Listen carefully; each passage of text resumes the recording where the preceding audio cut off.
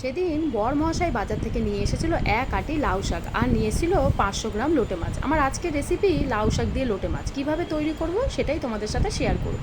প্রথমে লাউ শাক থেকে বেশ কিছুটা পাতা আমি কেটে ধুয়ে রেখে দিয়েছিলাম, আর অন্যদিকে লোটে মাছগুলোকেও কেটে ধুয়ে রেখেছি। আর তারপর কড়াইয়ের মধ্যে সামান্য তেল দিয়ে দুটো শুকনো লঙ্কা, দুটো কাঁচা লঙ্কা, বেশ কিছুটা পেঁয়াজ কুচি, টমেটো কুচি, আদা, রসুন, স্বাদ অনুযায়ী লবণ আর হলুদ গুঁড়ো দিয়ে একটা মিক্সিং জারে পেস্ট বানিয়ে নিয়েছিলাম। পেস্টটাকে হালকা করে সাইডে রেখে দিয়ে তারপরে ওই লোটে মাছগুলোর উপরে আমি এই মিক্সিং পেস্টটা দিয়ে দিয়েছিলাম।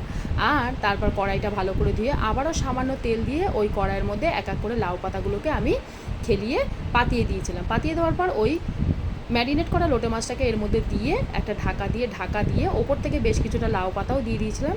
দিয়ে 15 থেকে 20 মিনিট অপেক্ষা করেছি।